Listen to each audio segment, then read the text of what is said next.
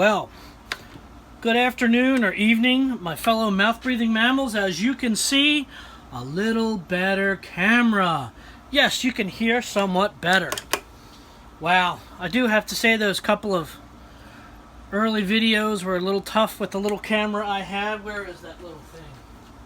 That little thing done me good. It done me real good.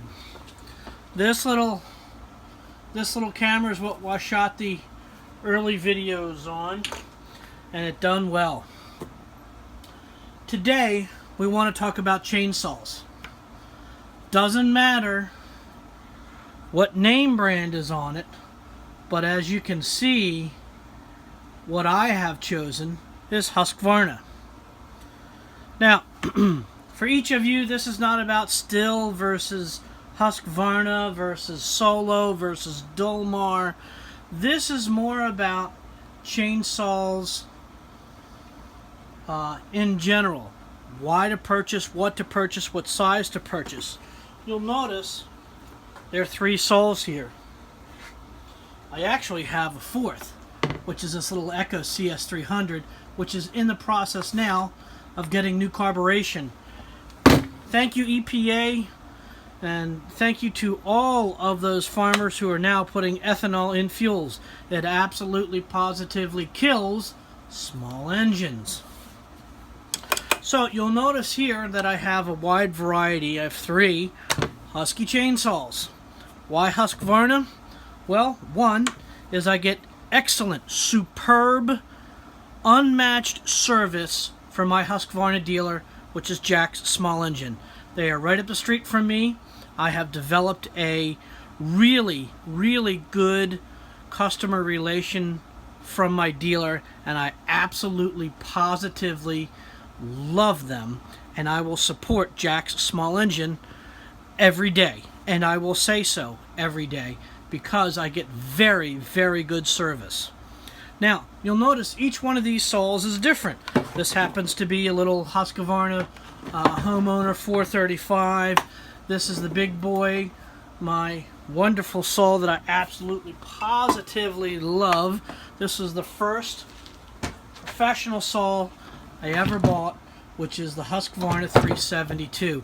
This thing is a beast, and it has a slight problem. The operator presence lever is gone, so for the time being, until this gets that safety feature reinstalled, this is out of service, unfortunately.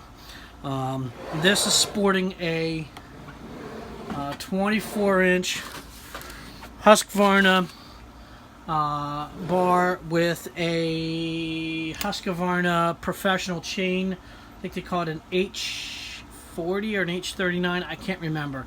I just go in there, say, I want the full chisel chain, and the guy hands me what I need. It cuts like gangbusters. This is my pride and joy.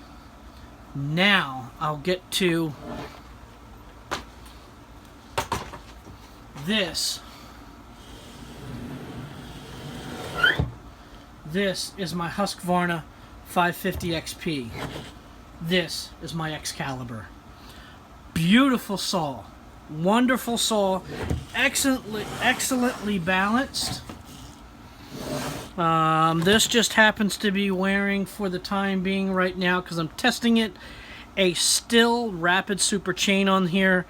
I've only got about an hour on it. I don't know much more than that. It cuts very well. It cuts very fast, just like the Husqvarna does. But the Husqvarna chains really have done well for me in the past. I'm just trying something different, that's all. Now, let's get into a couple of the reasons why I have 4 different saws. Well, let's move this off. Now, let's start with the little homeowner. Ugh. The little homeowner. When you go to buy a chainsaw, you buy a chainsaw that is by the engine size. This happens to be a 40cc saw. It is a homeowner version saw. Okay, it has a plastic case. It has an external, outside external chain brake on it. It's very lightweight. It's very lightweight. It does have a plastic handle that goes around. Okay. It does have a bulb so that you can push fresh gas up in through the fuel line into the carburetor. This happens to be an older saw that has carburetor screws. The newer chainsaws nowadays that are dictated by the EPA must have some type of electronic carburation on there so that it can automatically adjust for conditions so that the saw runs as cleanly as it can. Now, why did I buy this saw when I have Excalibur? This is a 40cc saw. Excalibur, the 550 XP, is a 50cc saw. It has, the two saws are completely different. But what this saw does for me is all day when I'm limbing, I've already felled the tree with my 372. The big saw has felled the tree. The limbing, the taking the limbs off the tree itself, I like to pick this saw up with a professional chain. Now, if this is a standard homeowner saw and the dealer doesn't know who you are, they will sell you a high safety chain for low kickback. Kickback occurs is when you take this part of the chain blade itself, the chain, and you immerse it in the log, it will kick back on you. Okay? With the safety chains, the homeowner safety chains, the bumpers that are on the chain are there to aid in low kickback. They're also slower cutting. They tend to be very inexpensive. Now, this is my primary limbing saw. It's lightweight. It doesn't cut as fast as this 550, but it's lightweight. And with a very good sharp chain on here, it works extraordinarily well. You'll notice that I always keep the scabbard on here because I want to keep that chain as sharp as I can. As I said earlier, it's easy starting, has an inertial internal chain brake so that when it senses enough inertia, this chain brake will automatically deploy and it will stop the chain instantly. The other feature that we have here is operator presence lever. So when this is not pressed in, you cannot actuate the throttle. When this is pressed in, you can actuate the throttle. Okay, once again, no actuation. No actuation. I push that down, I get full actuation. Alright? So that's my 435. I love this little saw. This is a great saw. I bought it when it was a remanufactured saw. You can see the R behind it. So it doesn't come with the same warranty as a new one. But for the price, I couldn't let it go. So, this is kind of difficult. Not having the right... Okay. As you see, that's as easy as it is to take the air cleaner top off. This does have their patented air injection so that this works as a centrifugal force and all of the heavy particles get blown out and all the good clean air goes into the carburetor. You'll notice that I've had this saw, I don't know, a couple of years. And you can see how clean it is. You see how clean that is? I've never touched this. Never touched it. Air injection works very, very, very, very well. Let's see if I can get the thing back on. The other thing that I liked about the Huskies, whoops, see, look at this, there it goes.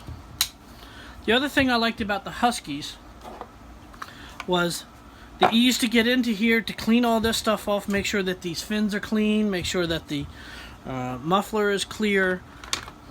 That's what burns these saws up.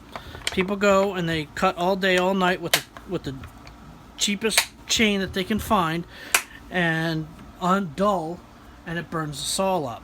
One of the things that really turned me on to Husqvarna was the way that you start these. You'll notice this switch that's here. When the saw is cold, you pull out on the red and up. Okay? You pull this till it burps. It'll go blah, blah, bing. Then you simply push this down and you pull it once or twice and the saw starts every single time. Now, once the saw is heated up and it has run for a couple minutes, you don't have to do that. All you have to do is pick the saw up. You don't have to do anything with this switch at all. Just pull start it. When you want the saw to turn off, you push down on it and it cuts it off. So this 435 is my main limbing saw. This is a great little saw. It doesn't have a magnesium body like the professional saw. I'm not looking for that. This is a very lightweight saw that I can crank the speed up a little bit, and I put a professional chain on here, and this saw is great. I love it. For the price, I forgot what I paid for it, but I've not had one lick of problem with it. Let's go to my 550 Excalibur, as I like to call it. Oh. Now, this saw, oh man, what can I say? This is the 550 replaced a legend. The 346 was the fastest saw that Husqvarna made, and when they took it away to replace it with this, everybody said that this was the dog, that this is it'll never catch up to the 346. Well, I'll tell you, it's an amazing tool, and if anybody who has a 346 and who has a 550, they will say to you, it's pretty close. It's pretty damn close. Husqvarna did a wonderful job with this saw. What they had to do is, you will notice on the side that there is no screws. There's no screws to adjust the carburetor. Inside of here is a microprocessed carburetor. It is computerized. It is computer controlled. Now, to say that manufacturers such as Husqvarna, Still, all of them, who have to go through the new EPA standards, haven't had problems with these saws, everybody's had problems with these electronic carburetors. When I bought this saw originally, straight out of the box, the dealer came, and that there is a initial setup for the carburetor. He set it up, I took it out of the box, started cutting with it, and it had issues. It had a carburetor issue. These have it, Stills have it. Everybody who uses these new carburetors have issues with them. This thing turns at 12,000 RPMs. Do you imagine how much in vibration in the engine that carburetor has to deal with, that microprocessor has to deal with? It has to be able to look at the air-fuel mixture, change the internals, and smooth it out. Okay? They could only do so much in the lab, but you got to put them on the street. And as soon as they put them on the street, a fair bit of these, every manufacturer, have had issues. You'll notice that this saw, just like the 435, has anti-vibe. You'll know that this is their springs that are here. That this is independent of the handle. I can move the motor independent. This has excellent anti-vibe features. I can run this saw all day long and my hands do not ring whatsoever. The 435 is the same, but it is not as smooth as this saw. This is a beast. This thing is just an amazing saw. The body of it is made from magnesium. All of this is made from magnesium. It has a aluminum front grip. Has the same inertial chain brake that's on there as well. This one is sporting I think a 16-inch bar.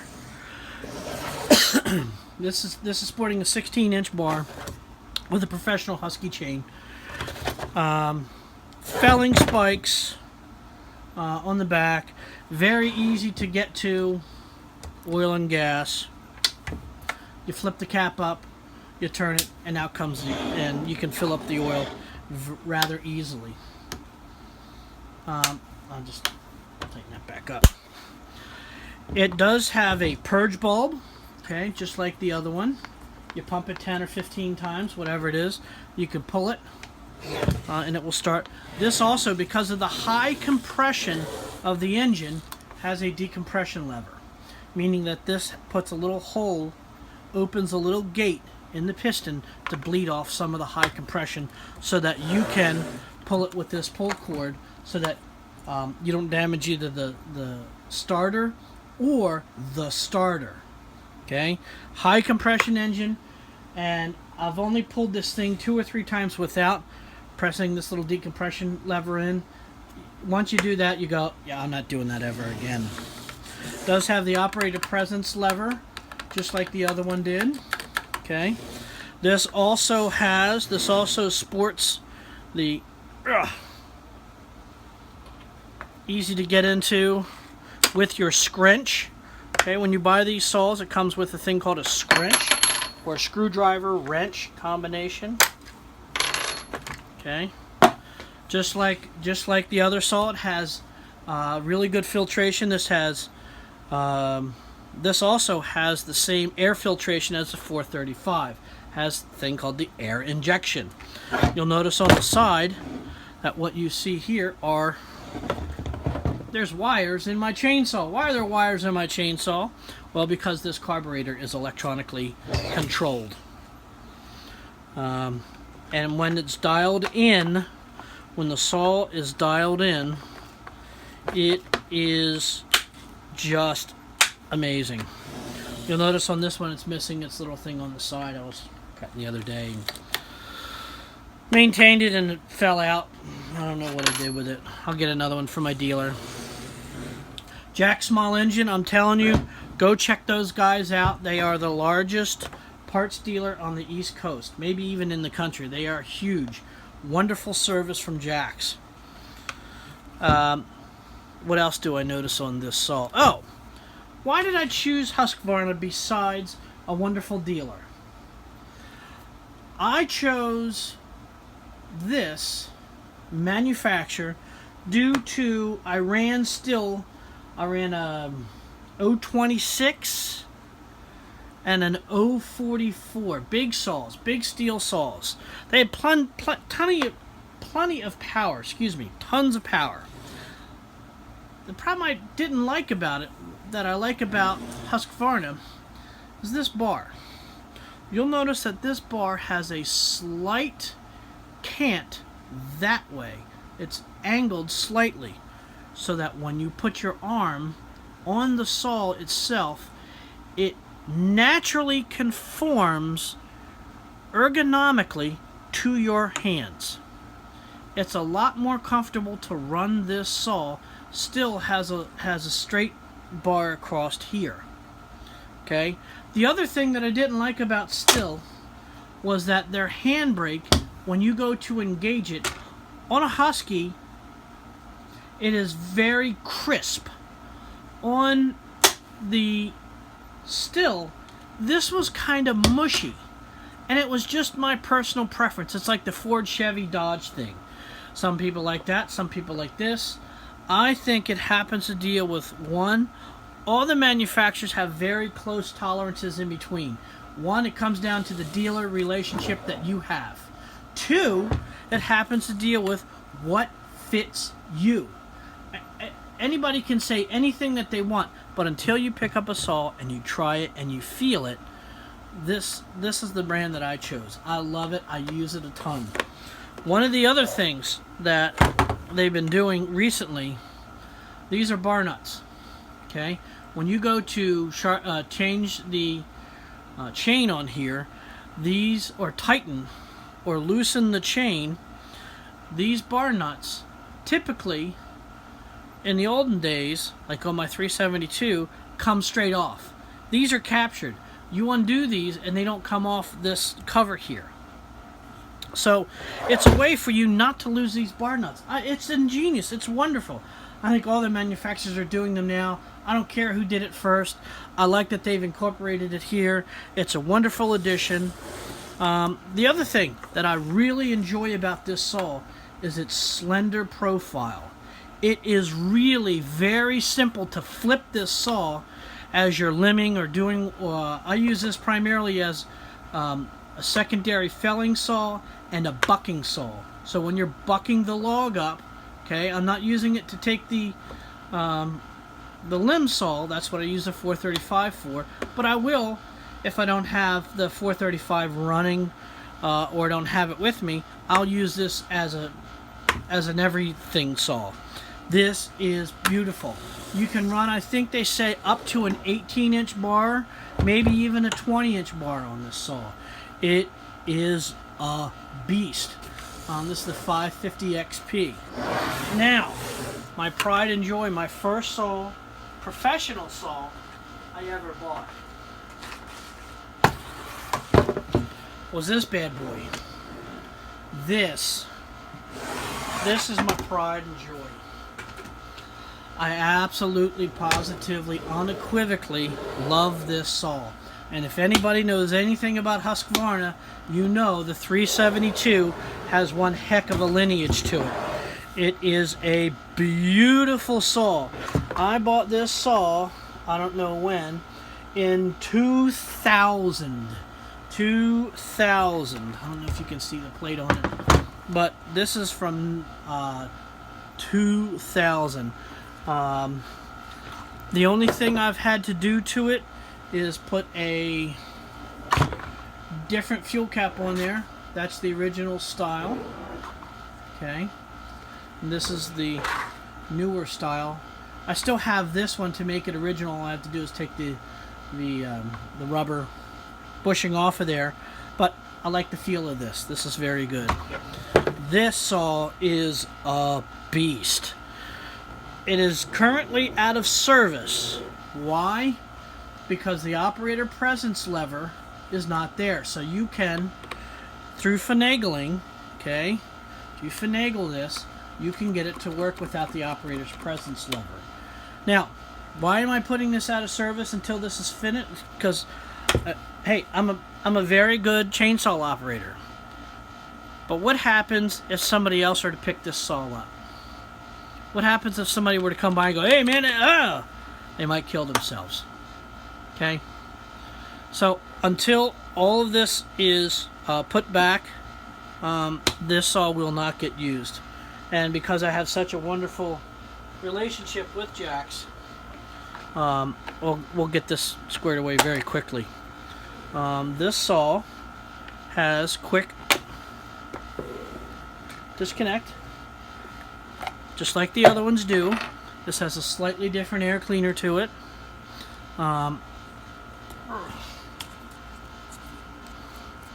Again, this has air injection like the 435, like the 550 XP. The 372 is the granddaddy of all their saws. They still make this saw to this day. I mean, I don't think I've cleaned this yet in probably a year. And there's been no need to. The air injection works that well. This saw has a little different interface. Okay. Instead of that switch, that is a one-touch switch, this has an off and on switch. Okay. Has an off and on switch. And it also has a choke lever. So what happens is, because this is a high compression engine too, there's the decompression lever. You push that in, pull this until the engine burps. When it burps, now what I mean, when it burps, it'll go brrr. You push the choke lever in, pull 2 or 3 times. Make sure after it burps that you push this decompression level in, or you're going to be in for a world of hurt. This is a beast. The 550 is a beast. This is a monster. This is amazing. This also has Husky's ergonomic handle to it. Okay, so when you put your hand on there, it just naturally wants to fall on there. And at the end of the day of using the saw, your wrists don't hurt. One is for the beautiful integration of anti-vibe. They have these wonderful springs that are here, down in here, and there's also one in here. It works extraordinarily well. So, I've gone on long enough. Hopefully that you can figure out for you what saw you like, whether it's Husqvarna, whether it's Solo, whether it's Dolmar, whether it's Makita, Husqvarna, Stihl, Pullin, even the new battery powered style ones are not looking so bad. But for me,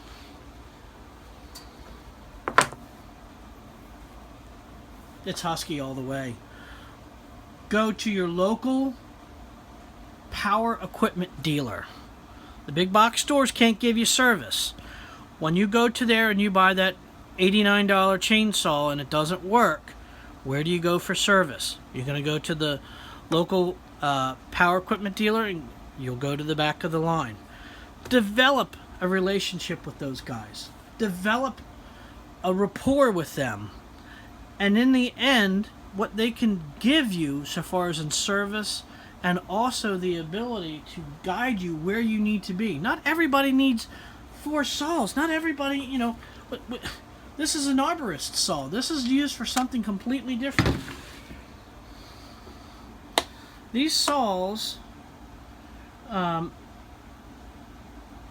be used for a myriad of tasks. This is what I use primarily for my felling saw to chop the tree down with. If it's big enough, I'll use it for my bucking and for limbing.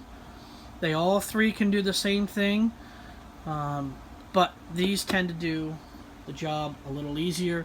This is my felling saw. My 550 is the bucking. The 435 is my limbing saw, just due to weight and power as it goes up. So, go check it out. Go check out your local power equipment dealer. And then go in there, introduce yourself, and say, tell them the truth.